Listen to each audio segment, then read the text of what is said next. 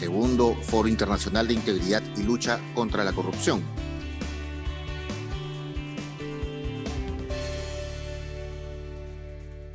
Muchas gracias. Muy buenos días, bienvenidos y bienvenidas a este último bloque de las jornadas de la Cámara de Comercio de Lima sobre el tema de corrupción e integridad.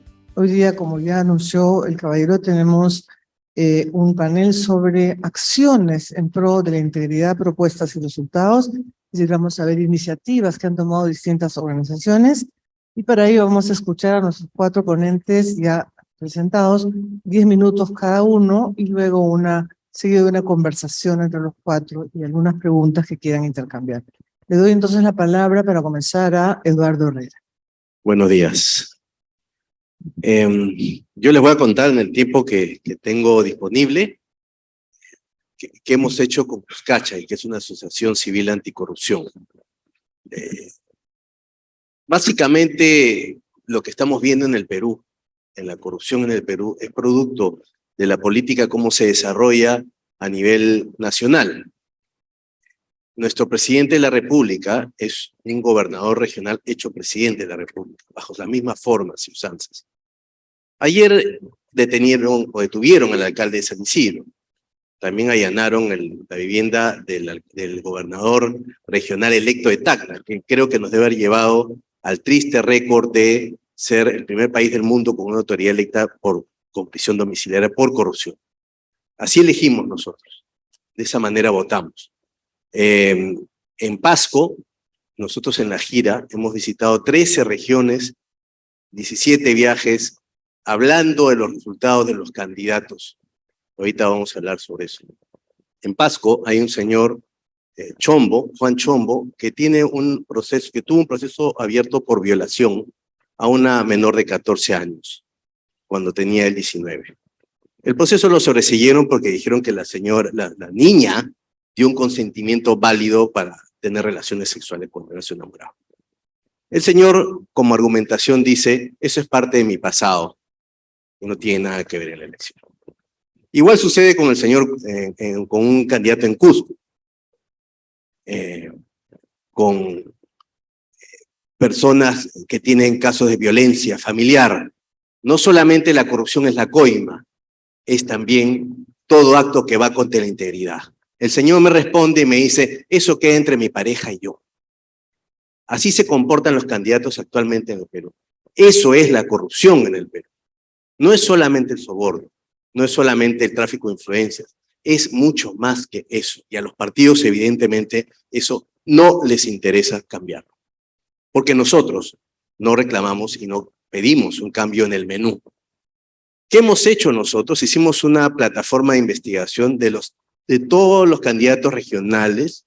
Pueden entrar porque todavía está disponible, cuscachay.com, y abrimos una pestaña que se llama Fichados. Y ahí tenemos a los candidatos fichados. 19 bases de datos, 19 bases de datos.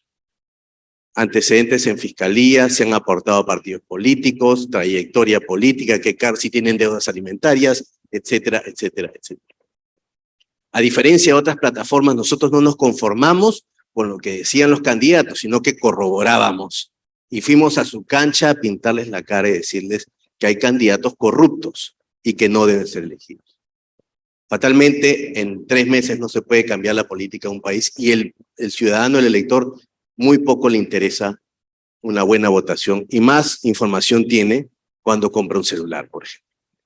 En ese es el nivel en que estamos y por eso es que precisamente tenemos el presidente que nos merecemos, que como decía, es un gobernador regional hecho presidente con las mismas costumbres. Los gobernadores regionales piensan y creen, y los alcaldes piensan y creen que el dinero del Estado es suyo y que lo usan para pagar los gastos de campaña que ellos han adquirido, porque así se financia, porque acá en este país hay inversionistas de campaña y pseudoempresarios que aportan este tipo de cometidos políticos. Digo pseudos porque esos no son empresarios, son mercaderes de la política. ¿Qué sigue? ¿Qué vamos a hacer con Cuscachay? Bueno, primero tenemos que financiarlo. Hemos salido con una campaña a recolectar fondos, necesitamos $120,000, hemos conseguido $200. Porque en el Perú, como decía mi amigo Jorge Yamamoto, el peruano se indigna pero no se compromete. Y nos molesta la corrupción. El asunto es que cada uno vive sus vidas y tiene que hacer las cosas que tiene que hacer. Sin embargo, nadie se ocupa, o muy pocos se ocupan de luchar 24/7. Y así estamos al día de hoy. ¿Qué vamos a hacer? Lo primero que hacer es un proyecto de escucha. En un país donde nadie escucha, es importante prestar atención. Escuchar en todas las provincias las denuncias de las personas. Es un proceso terapéutico que el país necesita. Por eso es que algunos aprovechan esa coyuntura para la constituyente. Yo siempre les he dicho a los gremios, si ustedes se ponen a escuchar por qué se quiere cambiar la Constitución, se van a dar cuenta que muchos de los problemas es que la gente no escucha. Y vamos a ir a escuchar por todas las regiones las denuncias de las personas, para tener mapas de calor, para crear redes de alianza en lo que queremos hacer. Lo segundo, fiscalizar a las autoridades electas, como lo debería hacer la Procuraduría y la Contraloría a la vez. ¿Cuánto gastan? ¿Cómo gastan? ¿En qué gastan? ¿A quién contratan? Y meter denuncias penales en ese caso. Tercero, capacitar a las personas comunes y corrientes para que hagan investigación sobre bases de datos abiertas, gratuitamente, para que, aprovechando esta coyuntura de que todos quieren investigar, investiguemos y hacemos eclosionar al Estado corrupto desde la ciudadanía. Cuarto, vamos a defender empresas contra el abuso municipal, porque hay un montón de abusivos municipales corruptos que van a cerrar, sobre todo negocios que no tienen los recursos económicos, bodegas, emolienteros, cevicheros, panaderos. Los grandes se pueden defender, los otros no se pueden defender. Lo que no hemos entendido nosotros es que el político es una persona como nosotros que vio una oportunidad de corrupción y entró al Estado, la gran mayoría, a corromper y a levantarse los fondos del Estado. Y tenemos que entender también, y no hemos entendido, que la lucha contra la corrupción genera necesidad de apoyo económico. Acá hay muchas entidades, con Samuel de Proética hemos hablado y hemos llorado en conjunto nuestras penas, porque es muy difícil conseguir financiamiento. La gente quiere que haga uno esto for free, y eso no es posible, no es sostenible. Eso es como bajarle el sueldo a los funcionarios del Estado. Esos que le prometen bajar el sueldo a los funcionarios del Estado es porque por otro lado van a hacer. Es una promesa populista y absurda. ¿Cuánto le pondríamos o cuánto le pondrían algunas personas interesadas en las campañas políticas a combatir estos candidatos para que no sigan adelante? ¿Cuántos estaríamos dispuestos a poner 1 sol, 2 soles, 5 soles a organizaciones que luchamos contra la corrupción? Ese es el punto central. Eso es lo que tenemos que cambiar en este país. De lo contrario, nos vamos a seguir acomodando, porque lo que está pasando el día de hoy es que nuestro presidente y esta argolla que está hoy día es distinta a la argolla que estuvo anteriormente, que también nos robaba. Nos robaba más elegantemente, nos hablaba mucho más discreto, y esta es mucho más frontal en la corrupción, y nos roba. Es un lío de argollas, y en el medio estamos millones de peruanos. Y seguimos permitiendo, seguimos tolerando, y seguimos pensando que la política no tiene nada que ver con la corrupción, y que la política es de otras personas. Y eso tenemos que cambiar. Ahí estamos, y ahí seguiremos. Muchas gracias. Muchísimas gracias, Eduardo. En la lista que tengo sigue Samuel Rota, de Proética.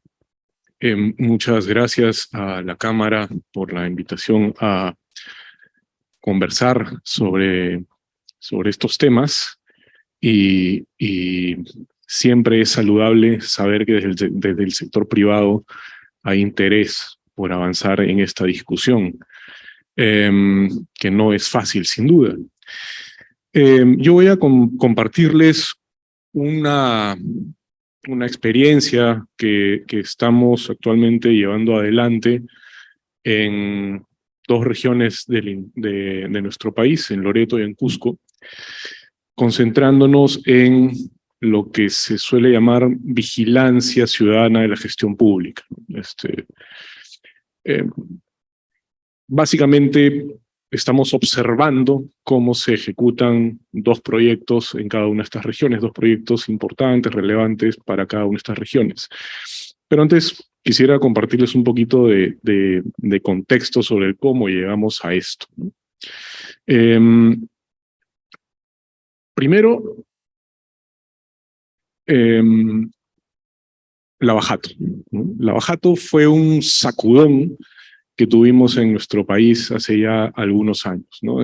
No muchos, 6 años atrás, 7 años atrás, 6 años atrás casi.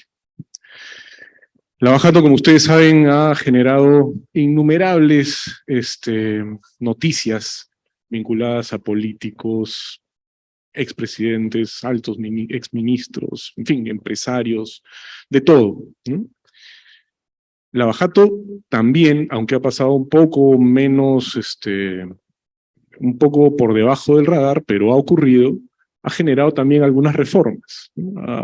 Acuérdense ustedes que Marcelo Odebrecht le dijo a los investigadores de la Fiscalía que le daba a todo el mundo, ¿no? Yo le he dado a todo el mundo.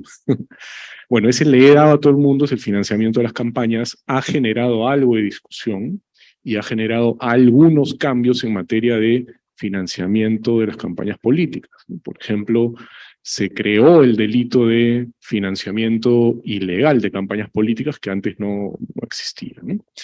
Se estableció un régimen de sanciones también administrativas un poquito más ambiciosas, no lo que se hubiera esperado, pero un poquito más ambiciosas. Se redujo la necesidad de los candidatos de recurrir a financiarse para pagar televisión y radio, que eso es muy importante. Es decir, ya no necesitan buscar plata para pagar propagandas en televisión y en radio, que es mucha plata, ¿no? Y que generalmente venía pues de fuentes poco claras, poco santas, que después iban a cobrar un favor. Entonces ahí había habido algunos cambios que se han dado. Pero acuérdense que Lavajato tuvo otra gran dimensión, ¿no? Las coimas en los megaproyectos de infraestructura. Y en esa otra dimensión, pues no ha habido nada de reformas, ¿verdad? La ley de contrataciones es exactamente la misma, con algunos parchecitos, ¿no? Que se han ido poniendo, pero parchecitos. El Ministerio de Transportes y Comunicaciones sigue funcionando exactamente igual, cuando esa vaina debieron haberla disuelto y empezado de nuevo, ¿no? Con provías y todo, ¿no? Y ahí sigue.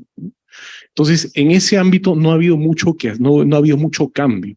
Y más bien ha habido reformas, digámosle, adyacentes que han tenido alguna influencia, algún impacto que todavía está por verse, por estudiarse en el campo de la contratación pública. ¿Qué? Reformas. La introducción de lo que se conoce como la función de integridad. La función de integridad pública, que básicamente obliga a las entidades de nuestro Estado peruano a cumplir con algunos estándares básicos, ¿no? Por ejemplo, de intereses, ¿no? De transparencia de la información, de debida diligencia, lo que se conoce en el sector privado como debida diligencia y que se hace desde hace muchos años, se está introduciendo en el Estado peruano, ¿no? Por supuesto con algunos conflictos con la función de control interno que ya existía, pero bueno, ahí está.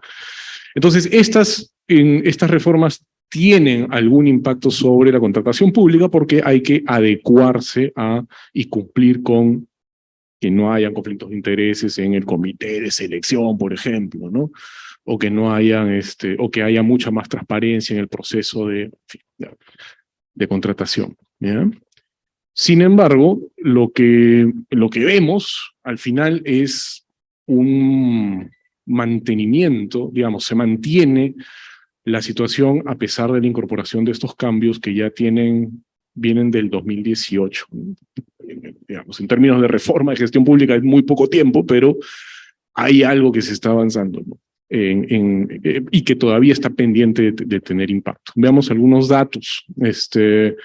Un informe de la Procuraduría especializada en delitos de corrupción de este año, enfocada en casos de corrupción de gobernadores regionales y alcaldes, nos muestra que el 63% de los procesos en curso tienen que ver con contratación pública, ¿no? Contratación pública. O sea, la gran mayoría tiene que ver con contratación pública. Y de esta gran mayoría, la principal tiene que ver con obras, ¿no? Entonces, claro, es siempre complicado, requiere cambios de fondo. ¿Qué se puede hacer ante una situación de esa envergadura, ante un reto de esa envergadura? desde nuestro punto de vista, pues llevar, por lo menos a hacerle un poquito más difícil a quienes tratan de salirse con la suya, de que puedan lograrlo. Hacerle un poquito más difícil. No estoy diciendo que esto vaya a ser, ¿no?, que estas obras que estamos vigilando, no digo que estén ya limpias de corrupción. ¿Y cómo lo estamos haciendo? Lo estamos haciendo, como les digo, en estas regiones, en Loreto y en Cusco, trabajando en dos proyectos de infraestructura, actuando en alianza con organizaciones de la zona, incluyendo organizaciones del sector privado, como las cámaras de comercio, por ejemplo, de Iquitos y de Cusco, y juntos desarrollar herramientas que podamos implementar en conjunto. Entonces, con los voluntarios de universidades, con voluntarios de algunas ONGs, con el respaldo de las cámaras de comercio, poder llevar adelante ejercicios de veeduría en las obras, por ejemplo, ir a exigirle o solicitarle a quienes están encargados de las obras su información sobre los materiales, sobre la ejecución, si esto se condice con lo que se está reportando en las páginas web de Infobras y otros espacios que tienen a la disposición. Si es que están atendiendo o no las alertas de la Contraloría, ¿no? Porque ustedes saben, la Contraloría está siempre detrás y emite alertas y les dice, tienes que arreglar esto, tienes que arreglar lo otro, ¿no? Si es que se están atendiendo esas alertas o no. Estamos además informando permanentemente a la opinión pública de ambas regiones, por lo menos de las ciudades capitales, de los avances en ese cumplimiento. Entonces, ahí hay un trabajo, digamos, interesante en tanto el proceso está permitiendo armar un grupo de gente interesada por cerrarle el espacio en la medida de lo posible a las posibilidades de corrupción en cada una de estas localidades, ¿no? Entonces, eso es en muy, muy gruesos términos el trabajo, y por supuesto hay muchas dudas que quedan y con gusto las podemos compartir y discutir en el siguiente. Gracias. Muchísimas gracias. Muchísimas gracias, Samuel. Gracias también por el respeto del tiempo. Sí, tenemos una última ronda de compartir experiencias de todo lo que vamos aprendiendo de ustedes. Dejo en la palabra entonces ahora a Huáscar Ezcurra, del miembro del Consejo Superior del Centro de Arbitraje de la Cámara de Comercio de Lima. Por favor. Muchas gracias a la Cámara de Comercio por la invitación. Yo les voy a hablar sobre el Faro de Transparencia. El Faro de Transparencia es una iniciativa del Centro de Arbitraje de la Cámara de Comercio de Lima del año 2019, cuando era presidenta del Centro de Arbitraje Rosa Bueno, actual presidenta de la Cámara. ¿Qué es el Faro de Transparencia? El Faro de Transparencia, ustedes entran a la página web del Centro de Arbitraje y van a encontrar Faro de Transparencia. Hay un dibujito de un faro, ustedes hacen clic y ahí entran a una base de datos donde pueden encontrar información sobre todos los árbitros que tienen casos pasados y presentes llevados por el Centro de Arbitraje de la Cámara de Comercio de Lima. Y lo interesante de este instrumento, por ejemplo, yo soy árbitro en algunos casos. Ustedes entran a Huáscar Ezcurra, hacen clic o buscan Huáscar Ezcurra y van a salir ahí todos los casos que he llevado como árbitro que decide una controversia ante el centro. Los que ya terminaron y los actuales. Y allí van a encontrar cuánto me demoro en resolver mis casos. Van a saber si soy un árbitro demorón o si soy un árbitro eficiente. También van a encontrar cuántas veces las partes me han cuestionado. Y van a encontrar si los cuestionamientos han sido válidos o no, han sido fundados. Van a encontrar también si el consejo me ha sancionado. Porque el consejo podría sancionarme por demorón o podría sancionarme por incumplir ciertas reglas éticas del centro de arbitraje. Toda esa información está ahí. Otra información que para mí es de las más interesantes es que allí van a encontrar el dato no de la parte que me designa, porque eso es información confidencial, el arbitraje es confidencial, todo lo que pasa en un proceso en principio es confidencial, a menos que las partes se acuerden diferente, pero lo que sí se puede informar y está allí es qué estudios de abogados han propuesto a su cliente nombrarme como árbitro, que son los estudios de abogados que patrocinan la causa. Entonces salen los estudios de abogados que han hecho o han convencido a su cliente de designar a Huáscar Ezcurra como árbitro. ¿Y por qué esto es tan valioso, tan interesante? Porque ustedes pueden saber si Huáscar Ezcurra repetidamente es designado por clientes del mismo estudio de abogados. ¿Y por qué eso es tan importante? Porque van a poder saber si Huáscar Ezcurra de repente ya empieza a tener un interés económico en que ese mismo estudio de abogados lo siga proponiendo para ser árbitro. Y eso sería un problema gigante, porque Huáscar Ezcurra ya no sería imparcial ni independiente. Esa información está hoy día allí, a disposición de todos ustedes.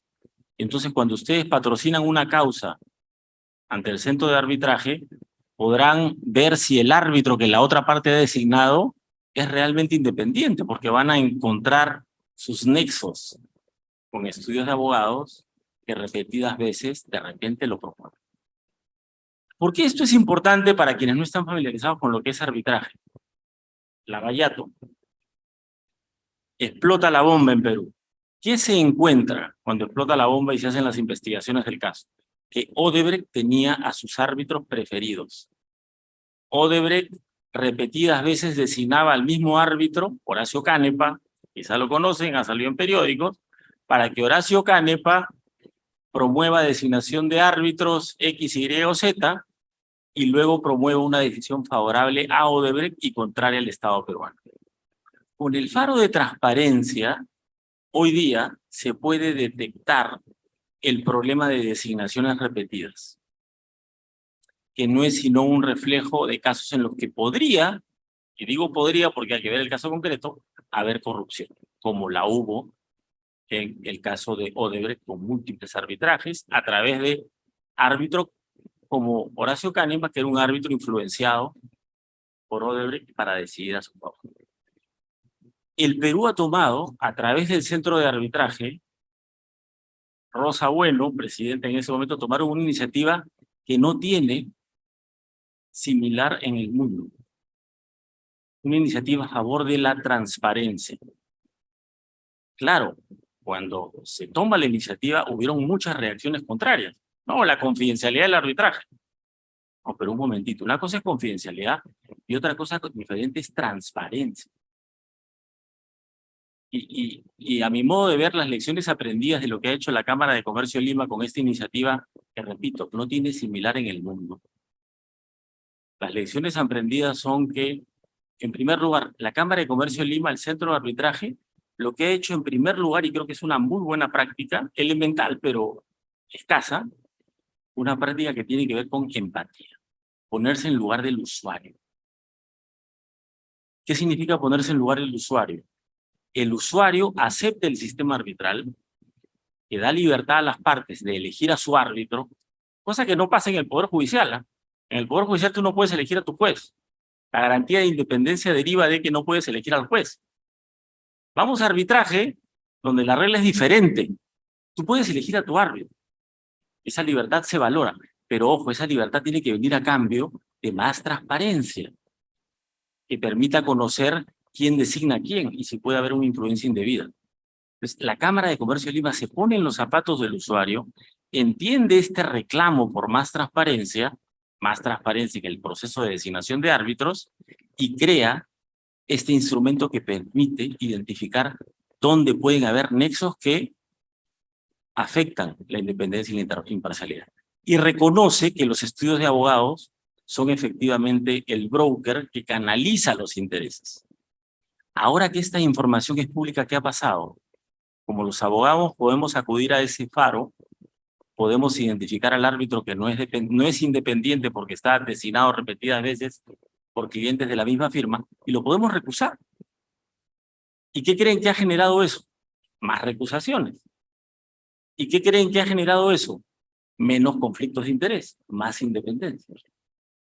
Estamos ante una iniciativa privada simple, que parte de un ejercicio de empatía, de entender al usuario, que ha permitido que, poniendo en la luz pública esta información, el mercado por sí solo haga su trabajo. Los abogados que quieren ganar el caso se informan mejor ahora porque la información está disponible de quién es cada árbitro y eventualmente lo recursan. Hoy día los árbitros saben que el sistema está disponible y son más transparentes cuando deciden aceptar o no un caso y cuando su información es puesta a disposición de todos en el faro. Un magistrado americano dijo algo que es muy cierto y que aplica a este caso. La luz del sol es el mejor desinfectante. Eso es precisamente lo que ha hecho el centro de arbitraje. Ha puesto la luz del sol sobre estos eventuales conflictos de interés y con eso basta para que el mercado por sí solo elimine potenciales casos de conflicto de interés o incluso corrupción. Creo que es una iniciativa extraordinaria. Creo que el faro de transparencia debería ser más conocido. Muchos de ustedes probablemente no lo conocían. Y creo que es un ejemplo de que cuando los privados tienen a su cargo, en este caso, algo tan importante como el sistema arbitral, la institución arbitral Cámara de Comercio de Lima es la más importante del país, el privado tiene que tomar la iniciativa de autorregularse cuando identifica un problema. Si no tomamos esa iniciativa, ese espacio se lo estamos dejando al Congreso. Y en el Congreso es donde podrían haber influencias de intereses corruptos que buscan cambiar la ley para malograr lo que funciona bien. El privado comprometido no puede dejar espacios que le tocan a él resolver. La iniciativa de la Cámara de Comercio de Lima, creando el faro de transparencia, es un ejemplo de cómo la autorregulación corrige el problema de forma más efectiva. Y repito, creo que es un ejercicio de empatía fundamental con el usuario que todas las instituciones privadas o públicas deberían hacer. Ponerse en el zapato del usuario, identificar el problema y darle una solución. Muchas gracias. Muchas gracias, Huáscar. En efecto, la importancia de la transparencia creo que surge lamentablemente de manera diáfana acá en nuestro país. Dejo ahora la palabra a Andrés Flores de la Universidad del Pacífico. Andrés, tienes 10 minutos. Muchas gracias. Muchas gracias a la Cámara de Comercio por la invitación. Escuchando a mis colegas aquí en esta mesa, realmente aprecio muchísimo nuevamente esta nueva riqueza, este nuevo valor que tenemos en la sociedad civil, en la academia, en el sector público, que son los datos. La maravilla que son los datos. Bien. Les comento una experiencia que hemos tenido en la Universidad del Pacífico para un proyecto patrocinado por USAID, en la que el objetivo era coadyuvar a los esfuerzos de entidades públicas en la lucha sobre delitos ambientales, bien, y en el cumplimiento de obligaciones de transparencia. Entonces, teniendo esto como paraguas y para entender un poco más la naturaleza de la herramienta que hemos apoyado en este desarrollo, vamos a hablar algo contextual y que seguramente les va a sonar muy familiar. Bien, los papeles de Panamá. Un caso sumamente conocido y que solamente pudo dar la luz pública por la colaboración de redes de periodistas, haciendo uso ¿de qué? De algo que es sustancial, que son las relaciones entre datos. El sector público, en general, en unos pocos años, ha logrado digitalizar una gran cantidad de información. Lo que sucede en el sector público es que tiene información valiosa, transaccional, pero adolece también de la falta de articulación, de la falta de colaboración entre entidades. Por lo tanto, si nosotros queremos, por ejemplo, en cualquier sector, mirar una cadena de valor de información, podemos ir al sector justicia y vemos la cadena de valor del tema penal, donde aparecen las denuncias desde las comisarías, la fiscalía, llega al Poder Judicial, pero cada uno de estos eslabones tiene información valiosa, pero no comparten información necesariamente como la quisiéramos tener. Así que el ejercicio que hemos hecho en este proyecto es cómo podemos trabajar e identificar en este espacio el cumplimiento de obligaciones de transparencia, pero sobre todo algo que comentaron también mis colegas, bien, conflictos de interés, ¿sí? Pero para hallar conflictos de interés hay muchas buenas bases de datos, pero la pregunta es, tenemos que hacer uso de las relaciones. Bien, las relaciones. ¿Cómo llegamos a Panama Papers? Por relacionar los datos. ¿Cómo llegamos el 2016 a identificar estas malas prácticas de financiamiento en campañas políticas? Por relacionar los datos. ¿Okay? ¿Cómo encontramos esas relaciones? Y esa es parte de la tecnología que hemos utilizado para poder trabajar bases de datos. Ahora, vamos a hablar un poco más de la herramienta que hemos trabajado en USAID para estas autoridades que están en el marco de la lucha contra delitos ambientales. Imagínense que tenemos autoridades regionales, nacionales, que dan permisos y autorizaciones para poder explotar una zona del bosque. Esos permisos y autorizaciones son otorgados a organizaciones privadas, ¿verdad? ¿Sí? Y hay un ecosistema ahí muy interesante de transporte, en fin, un ecosistema público-privado. Y también, sí, necesitamos identificar en ese entorno, bien, si las decisiones que se dan para otorgar concesiones tienen algún espacio o se ven perturbadas por temas de conflictos de interés. Bien, en ese sentido, gracias a estos temas de transparencia en las que ya contamos con información de declaraciones juradas de interés, en la que cada funcionario público coloca el DNI de sus familiares, ¿ok? Tantos, en tal nivel de detalle.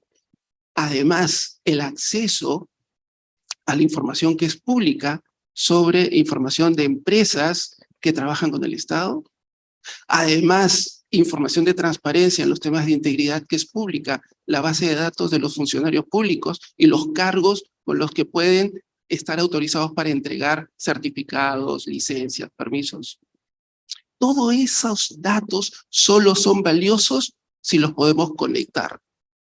Si no los podemos conectar, siguen durmiendo, ¿sí? A la espera de alguna investigación fiscal o de algún especialista, pero lo que nosotros necesitamos es que nos revelen las conexiones para poder hallar potenciales conflictos de interés. Y de eso se trata el esfuerzo. El esfuerzo se trata de entregar una herramienta de producto mínimo viable a cualquier entidad pública que esté en el marco de este espacio de lucha contra delitos ambientales, pero hemos visto que este espacio es tan general que podría ser cualquier entidad. Lo que sucede es que también desde la parte académica, desde la parte de la sociedad civil, tenemos ciertas trabas para poder implementar herramientas o para que puedan ser adoptadas estas herramientas en el sector público, ¿verdad? Porque sonaría incómodo que se pueda hallar ciertos espacios de conflictos de interés en una entidad que ya empieza a trabajar, pero es una obligación de transparencia, de ética de la función pública. Así que empezamos a preguntarnos, ¿cómo le hacemos la vida fácil a las entidades para que tomen la decisión de adoptarla? La ponemos en la nube, trabajamos con un data center, van a ser muchas excusas para que la puedan adoptar. Basta que tengas un computador, acceso a internet y ya puedes empezar a explotar tus datos. Y sobre todo publicarlos. Si hay oficinas de integridad en cada una de las entidades públicas, ellas son las llamadas a analizar estos espacios de conflictos de interés.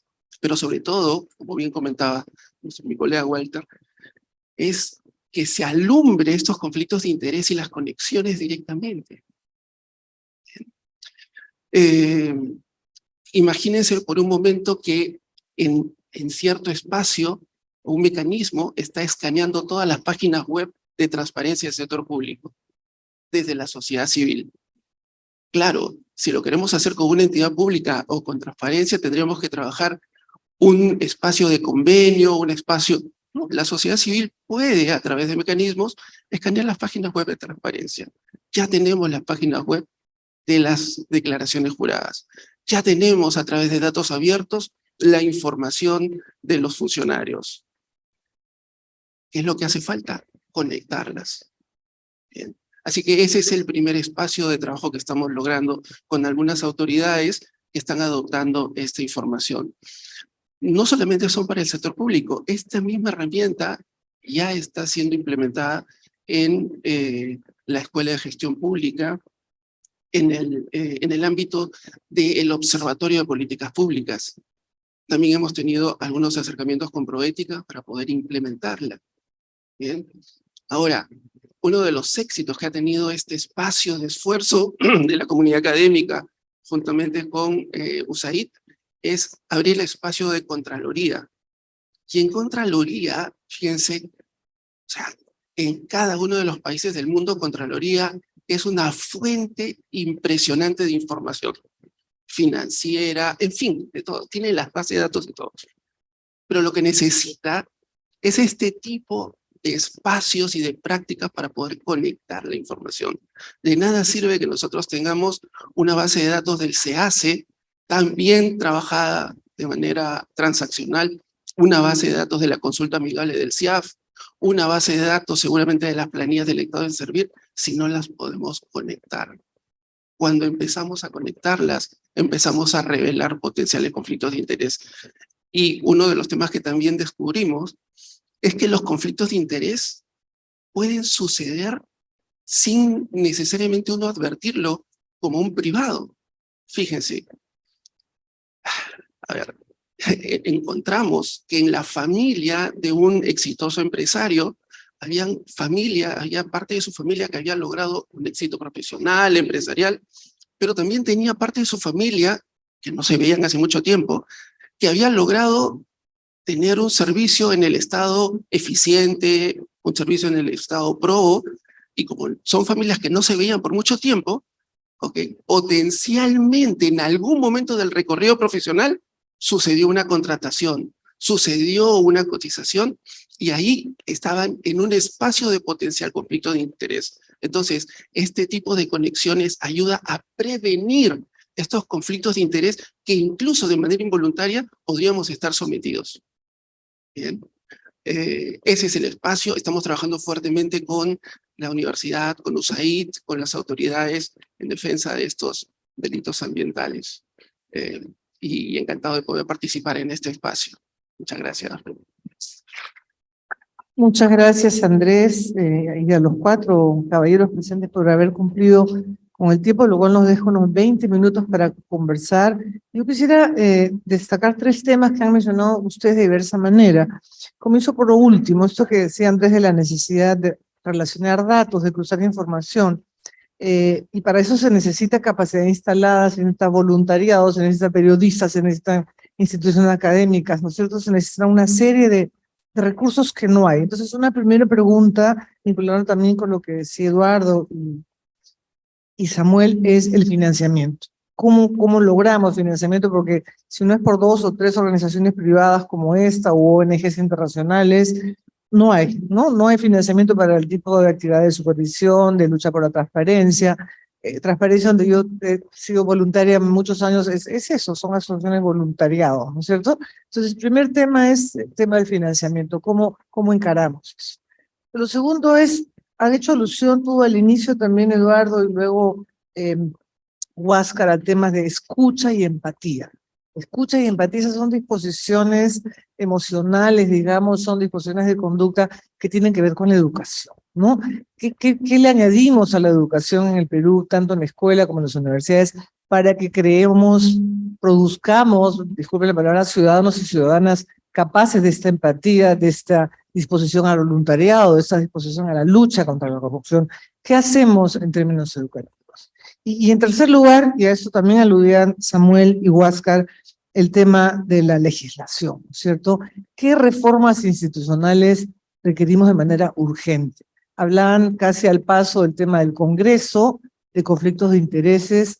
¿Cuáles serían las reformas institucionales urgentes? Tú hablabas, por ejemplo, del Ministerio de Transporte, ¿no es cierto? Todos sabemos que eso es un problema. Ahorita se viene la decisión de si donar a campañas políticas es o no lavado de activos. O sea, tenemos una serie de pendientes. ¿Cuáles serían para ustedes, con la experiencia que ya tienen, las reformas institucionales primarias, primeras que hay que hacer para avanzar en este tema de integridad y lucha contra la corrupción? Tienen 5 minutos cada uno para emitir sus opiniones y cumplir con el cronograma previsto. Muchas gracias, Betty. Bueno, me provoca comentar un poco estos espacios desde el ámbito de la academia. Fíjense, cuando empezamos a preguntarnos cómo estos proyectos pueden ser sostenibles, no hay forma. Tienen que ser sostenibles con competencias. En el sector público nosotros empezamos a hacer proyectos que tienen tecnologías que son casi espaciales. Y la pregunta es, ¿cómo se hace sostenible por alta rotación? Así que empezamos a averiguar en las universidades qué están trabajando los muchachos en las universidades. Y nos sorprendió gratamente que tanto en universidades públicas como privadas, los muchachos, los millennials, la nueva generación, está trabajando en esta tecnología, en estos espacios, en estas materias. Cuando hablamos, por ejemplo, de estas relaciones, estamos hablando, permítame hablar un poquito de tecnología, de bases de datos orientadas a grafo. Y nosotros lo utilizamos todos los días. Cuando utilizamos el celular y empezamos a ir de un lugar a otro, escogemos el punto más corto. Y eso es tecnología de conexión. Lo que estamos haciendo es reemplazar las direcciones por el nombre de las personas, por los familiares. Exacto, ¿cómo llegamos a un punto más corto? Y preguntamos, ¿estas materias se están impartiendo? Y los profesores sí se están impartiendo. Los temas de inteligencia artificial, machine learning, nosotros somos generaciones que no la hemos visto, no la hemos visto producir. Los muchachos están muy atentos. Tenemos una base de datos de muchachos que están intensamente trabajando en eso, y esa es un espacio de sostenibilidad. Ahora, muy bien, Betty, el tema de financiamiento. Creo que comentaron sobre la reputación organizacional. Ahí hay una enorme oportunidad. Trabajar en las corporaciones, en las organizaciones, sobre temas de reputación y temas. Estos proyectos pueden ser financiados allí. Y finalmente, para no extenderme mucho, existe un campo que está necesitando el Perú y que se está avanzando, que es el GovTech. ¿Qué es GovTech? GovTech son emprendimientos de emprendedores tipo startup desde el mundo privado, desde el mundo de los muchachos, para poder hacer servicios en el sector público. ¿Y qué se necesita ahí? Una reforma del sistema de compras para que puedan ser adquiridos estos nuevos espacios de emprendimiento, de innovación para el sector público. Muchas gracias. El financiamiento. Bueno, si alguien sabe, me avisa, porque yo no sé. No, la verdad es que pregunto a cada rato, a todo el mundo con el que hablo, le pregunto cómo hacemos para financiar eso. No lo sé, no lo sé. Sé las 3 fuentes, ¿no? El empresariado, el público general y las organizaciones internacionales. El empresariado prácticamente, y lo voy a decir con todas sus letras, hay que pedirle una limosna para que financie esto. Es así, lo vivimos. Estamos en organizaciones deficitarias. No les interesa solamente cuando les conviene en algún caso. A la ciudadanía, nanay, no. Es muy difícil vender la anticorrupción porque no es un perrito. No es un niño pobre tampoco, que es más tangible. ¿Cómo vendes la anticorrupción? Lo que no nos damos cuenta es que la anticorrupción afecta a todos. Y si hay un niño pobre es porque hay corrupción, en cierta medida. Eso sí lo sé, que hay motivos para financiar. El tema es cómo se financia. Y eso, si alguien lo sabe, me avisa y encantado, porque no lo sé. Y ando bien frustrado con eso. Lo segundo es que, claro, ¿cómo hacemos qué le agregamos a la educación para que las personas seamos más empáticas? Yo creo que hay que sentir. Lo que no estamos haciendo es sentir. Un mundo de competitividad, de iPhones, de un montón de cosas, nos hemos olvidado del factor humano de sentir. Lo difícil es que estuve en Cajamarca, me abren las puertas de la radio para micrófonos, entraron 7 llamadas para hablar y gente que te decía, oye, mi alcalde no me cumplió el mercado. ¿A quién importa el mercado de Contumazán? A nadie, en Lima nadie se ha enterado de eso. Pero esa persona sí, esa persona votó por ese alcalde bajo la esperanza de que le cumplan el mercado y no le han cumplido. Y si no sentimos eso, o acá en Malvinas, donde no hay agua, en Lima para hacer una olla común, si no sentimos eso, entonces, pues sigamos con el iPhone, ¿no? Eso es parte de la solución. Yo creo que hay que enseñarle a los niños, motivarlos y a los adultos sobre todo, porque cuando se habla de educación solamente pensamos en niños y jóvenes, a sentir, a llorar, a sentir una lágrima, a una alegría. Eso necesitamos. Y finalmente, ¿qué reformas? Yo no le agregaría más leyes. Hay mucha ley. En el Perú se emite una norma legal cada 6 minutos. Hay mucha ley. El cambio, la revolución va a estar cuando la ley se cumpla. Y sí, listo. Por ejemplo, les pongo un ejemplo y con eso acabo. Financiamiento de campañas y partidos políticos, que es el germen de la corrupción. Un alcalde que es candidato y quiere financiar su campaña. ¿Qué hace? Pide plata a inversionistas, como le dije, y estos inversionistas después le devuelven la plata cuando ingresa mediante bienes y servicios. Ese es el presidente de la República, está devolviendo su gasto de campaña. Los alcaldes lo hacen igualito. ¿Por qué la OMPE no hace cumplir la ley? ¿Por qué, por ejemplo, no hace un paneo en las campañas y dice, tú tienes 700 carteles, cada cartel vale tanto, ¿por qué has rendido cuentas por tanto dinero? Relacionar los datos. Si relacionamos los datos, las declaraciones juradas, que lo ha dicho Andrés bien, se caen un montón, igual en conflictos de intereses. Hay un alcalde, el señor Allison, para ser totalmente puntual, que tiene una casa en San Isidro, que ha dicho que ya no va a dar más licencias, sin embargo vendía un piso de cada edificio, y eso lo sabíamos. Pero tiene una casa en San Isidro, ¿de dónde? ¿El sueldo del alcalde? Por enriquecimiento ilícito, esa gente se cae a pedacitos. Y eso tenemos que hacer, no tanta reforma legislativa, sino que la ley se cumpla. Gracias, Pepe. A ver, sobre lo primero, empatía, ¿no? ¿Cómo enfrentar esta falta de empatía desde la educación, desde la universidad? Por ejemplo, yo soy abogado, vamos a verlo por allá. Yo soy abogado, llevé cursos de procesal, me entrenaron para defender causas, entrenando mi capacidad de argumentación, mi capacidad de una mejor defensa de los argumentos, ¿no? Y claro, uno cuando pasa por derecho, termina la carrera con la idea de que el rol del abogado es defender, ¿no? Defender con fuerza y compromiso el caso que le toca como responsabilidad. Si miramos esto de la perspectiva de la empatía, yo creo que lo que faltó en la Facultad de Derecho son psicólogos, ¿no? Yo creo que hubiera sido extraordinario tener un profesor, un psicólogo, que sepa de derecho, que conozca el mundo de los abogados, pero que sea psicólogo y nos hable sobre cómo funciona el cerebro humano, ¿no? Y nos explique desde esa perspectiva qué necesitan los jueces. Cuando yo voy a presentar una defensa, yo debería entender cómo funciona el cerebro del juez o el cerebro del árbitro. Y allí quizás Pepe hubiera entendido desde la Facultad de Derecho que lo que necesita el árbitro es que yo colabore con él, que colabore en su mejor entendimiento de los hechos y del derecho para él poder resolver mejor. Y entonces el verbo que organiza mi cuerpo, mi mensaje, mi argumento, ya no es defender, sino el verbo sería colaborar.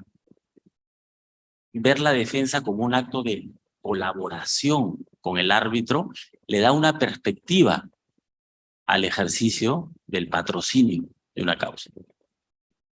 Habría entendido que si colaboro con el árbitro de forma efectiva en que entienda, tengo mejores probabilidades. Creo que en las facultades de Derecho faltan psicólogos, probablemente también en las escuelas. Esa es la forma para que la empatía se convierta en una nueva forma de relacionarnos y de resolver efectivamente nuestros problemas. Voy al otro tema. ¿Qué debemos hacer desde el Congreso, ¿no? ¿Cuáles son las reformas institucionales necesarias? Yo voy a hablar de eso desde la perspectiva de lo que conozco, que es arbitraje. Yo la verdad creo que debemos descubrir desde la perspectiva de arbitraje que las políticas públicas en arbitraje les tocan definirse a los centros arbitrales, a la sociedad civil. La sociedad civil, a través de los centros arbitrales, es la que debe preocuparse por un sistema de reglas del juego que fortalezcan la institucionalidad. ¿Cómo? Fortaleciendo la transparencia. ¿Cómo? Faro de transparencia. Ahí lo conecto. Y ese es un ejercicio, repito, de autorregulación. Se fortalece la institucionalidad a partir de la autorregulación.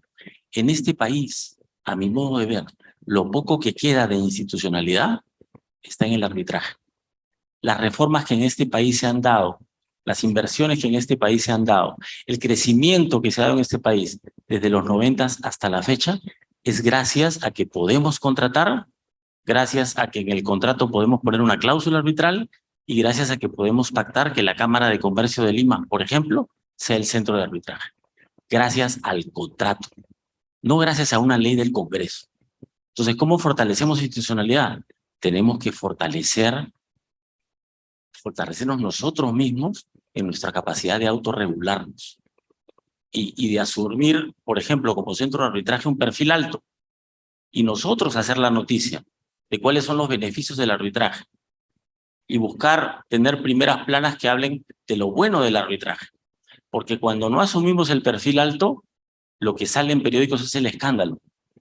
Y cuando sale el escándalo, sale una ley del Congreso que daña la institucionalidad. Espacio que dejas de autorregular lo va a tomar el Congreso. Gracias, Samuel, por favor. Yo empezaría enfocándome en el tema de las reformas. Básicamente estoy, en términos generales, muy de acuerdo con lo que Eduardo señala, ¿no? El Perú tiene muchísimas leyes, normas, instituciones, las piezas están dispuestas, ¿no? Y de hecho esto ha sido estudiado y hay análisis que te muestran que comparativamente con otros países de la región, el Perú tiene los checks, casi todos los checks que deben haber en materia ¿no? en este campo. Sin embargo, por supuesto, nuevamente el problema es un problema de implementación, sin duda. Piensen ustedes en una ley como la ley del Código de Ética de la Función Pública, es una ley del 2001, ¿no? Que parece escrita para países nórdicos. De verdad que si un funcionario cumpliese estrictamente con eso, es otra gestión, ¿no? Ahora, yo sí matizaría el asunto con algunos elementos. Mencioné la ley de contrataciones, en algunos casos puede ser un problema, puede ser un obstáculo y necesita revisarse de todas maneras. No es ese es un proceso pendiente que yo no lo dejaría. Y en algunos casos, perdón, ¿y por qué no lo dejaría? Porque necesita uno darle mucha más fuerza al elemento de transparencia en la gestión de todo el proceso de contratación e incorporar algunas exigencias nuevas. Este asunto que señalaban con respecto a la información, por ejemplo, tenemos obligación, las empresas tienen obligación de declarar sus beneficiarios finales ante la SUNAT, ¿verdad? Lo hacen, ¿no? Lo hacen, ¿no? Ya, eso permitiría establecer contrastes básicos, fundamentales, con lo que reclamaba Andrés, ¿no?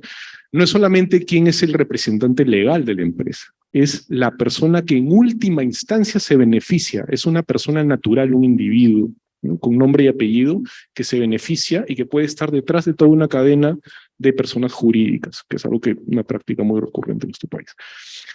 Eso, vincularlo con contratación pública, debe ser fundamental.